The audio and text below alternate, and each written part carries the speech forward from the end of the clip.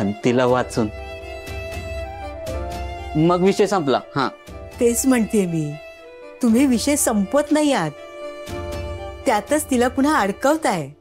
हे बघ माई, तुला आहे ना माझं काही पटतच नाही. हा मला वाटतंय ना बिट्टीला सांगावं, तुला 2 वर्षापूर्वी इथे राहायला जागा दिली होती ना, आता तुला बाहेर काढायला सांगतो बघ. चंदूशेठ, हो हो, विसरा आता हे सगळं. आमचं नातं रक्ताचं नसलं ना तरी मनाचं जुळलंय बर का. आणि आता मी काही इथून जात नसते आणि तुम्हाला छळायचं काही सोडत नसते. जा जा जा. हळू.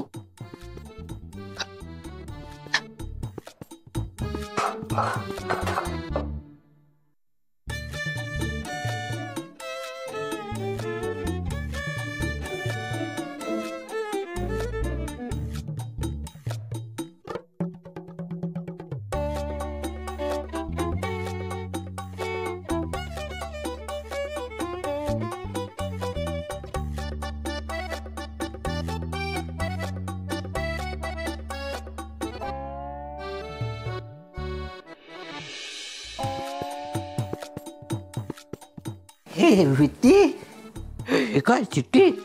हो, आई आणि पार्टनरने चिठ्ठी पाठवली. अरे वा, हो का?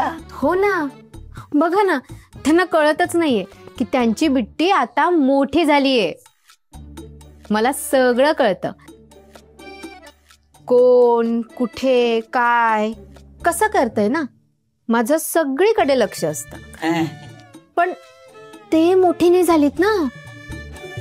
म्हणजे बघा ना कसं लहान समजून पत्र लिहिलंय मला, बघा.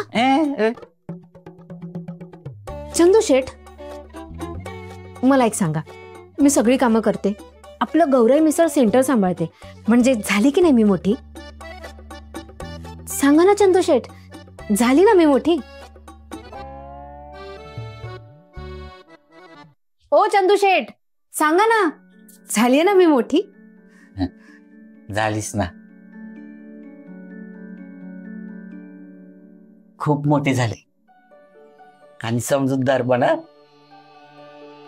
पण कसं असतं ना बिट्टी, मूल किती मोठं झालं ना तरी आई बापासाठी लहानच असतं कायम. मला माहिती होतच नाही, मला वाटलंच होतं. तुम्ही कायम त्यांचीच बाजू घेता, तुम्ही कायम त्यांच्याच गटात, मी एकटीच.